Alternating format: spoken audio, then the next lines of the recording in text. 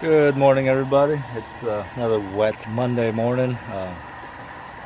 I love the rain and all. It makes everything grow. Everything is so super green here, especially living in California all my life. And then moving here, seeing how green it is. I love it. And that's due to all the rain we get.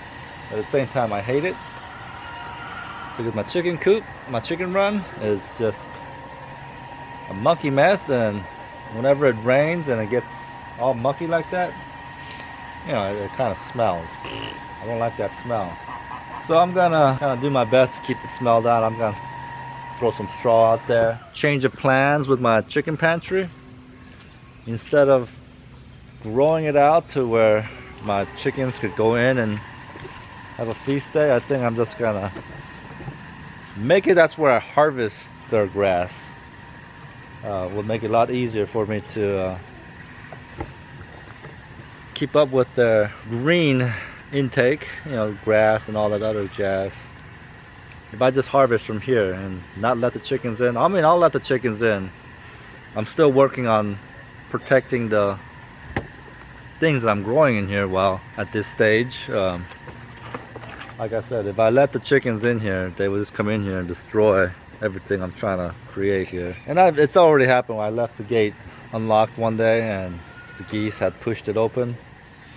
And they've come in here and destroyed some of my stuff. It was a couple weeks ago. They came in and the geese ate the top of this, and all this stuff is regrowing. They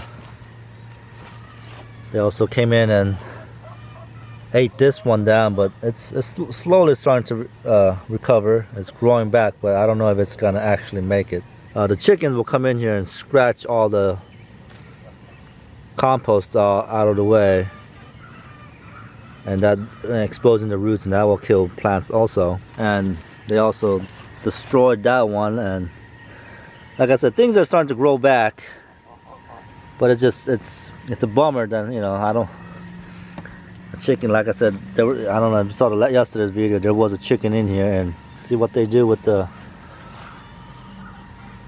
ground. They just scratch everything away and try to expose the roots as they're looking for food, and that's not something I want. So I still need to, like I said, I need to create something that will protect the plants before I just let the chickens and the geese in here. But look, the berries are starting to turn red, so that just lets me know that they've established themselves. The roots have established themselves, and it's gonna be okay. So the plan now is, instead of having the chickens just come in here and just destroy everything, I think I'm just gonna harvest the grass that I feed to my chickens in here and then just throw it over the fence, you know, so I don't have to keep walking around my property looking for nice lush clovers and nice things for the chickens to eat, because the bag of seed I threw in here just has all the different kind of things growing, so it'd be perfect for my chickens. So yeah, and the berries, of course, once the berries ripen up, I just pick and throw it over the fence for the chickens to, you know, to have a little treat. All right, well, that's kind of a short little update right there. I'll get to covering my chicken run with straw so it doesn't stink anymore.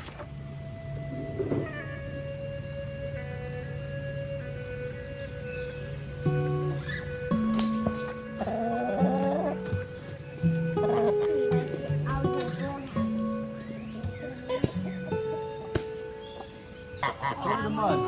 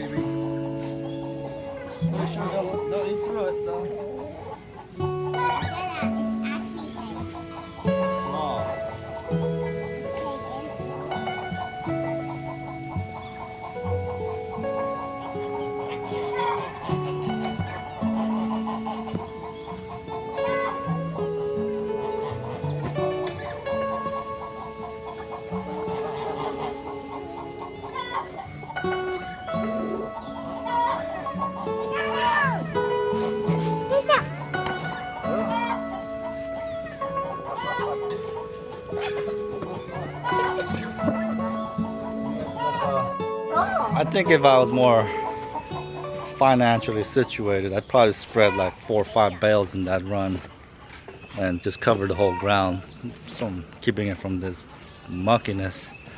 But straw is kind of expensive right now, so I'm gonna just sacrifice that 1 bale straw and cover up just the really mucky stuff. Cool thing about it, living out here, even though it's so wet, as soon as it doesn't rain for like 2 days, everything's just bone dry again. So hopefully hopefully this helps keep the smell down from the toad. And I got a toad. Say that again. I got a toad. You got a toad? What's his name? Froggy. Froggy? Okay. Did you kiss him? Maybe he's a prince. No, don't kiss him. Yeah, Mom says don't kiss toads. But what if it's a prince trapped in a frog's body? It's in my hand, Dad. Yeah, don't kiss the frog. You get warts. Yucky. You get warts on your lips. No, because it's yucky, Dada. Yeah. This is gonna be my new rehab for my battered chicken and any chickens that have been broody for too long. I'm gonna put them in here, but I didn't make them a little room. This little gravel space isn't enough for them, and so I'm gonna set up my poultry fence. I normally have for my Cornish crosses when I get my meat for my meat birds. I'm just gonna fence off from the corner, however the 100-footer goes, maybe around my propane tank and everything, and try to connect to from this corner to that corner of the shed, so they have, you know, this for them to come out and graze on the grass. And I'm gonna just cut a little hole in the opening on my fence right there so they can come in and out. Come to think of it, I probably should put the fence up before I cut a hole in the fence. Alright, let's go do that.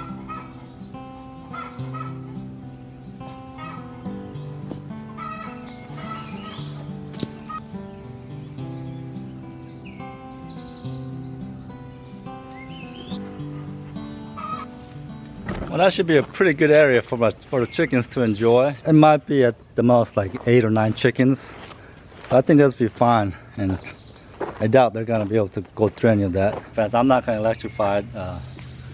All my birds have got their wings clipped, so they won't be able to fly over this. I just hope the little ones, I've still got three chicks that actually hatched out. Only 3 chicks I hatched out this year aren't going to be able to crawl through the lower space. And the lower spaces on this poultry net, it's got the smaller squares, but hopefully they're big enough where they're not going to be able to squeeze through that, but they might be able to squeeze through that. But I don't know, we'll see how it goes.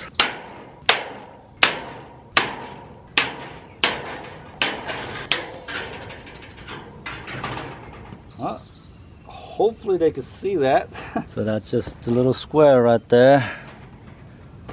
Hopefully they see it and they come out. So it should be a nice spot. They've got the shade and a bunch of, you know, different things to forage on. All right, well, I kind of had to convince them to come out here, but now they know it's here. I'm gonna go see if I can transition some of the broody hens that been sitting in nest boxes for a couple months now. If they stayed in that one box, that'd be fine, but they're not. They're just switching boxes every single day, and I don't want to leave eggs in there for them to try, because then you get half developed egg when you're cracking an egg in the morning, and that's just disgusting. Go in there and see if I can see the one that's been sitting there for a couple months, and I'm gonna put her in there with a couple eggs. If she sits, then she sits. If she doesn't, then she'll get off and not brood anymore. Alright, be right back. It's too dark to film in the coop. Alright, got myself a chicken here. She's been sitting in the nest boxes for, like I said, a couple months. And she's losing her feather on top of her head. I don't know if she's being picked on while she's sitting in there, while other chickens are trying to, you know, get in the nest boxes to lay an egg. Or is she just losing feathers because she doesn't go outside very much? So I quickly did a check, you know. over her feathers to see if anything's creeping and crawling in there. I once saw a case where one of my chickens got stuck somewhere for a couple days and wasn't able to get out. I had a rolled up fence and the chicken tried to crawl through it and got stuck in the fence, and I think it was like 3 days she was stuck in there, and then she was covered in mites. It was absolutely disgusting. All her feathers were falling off.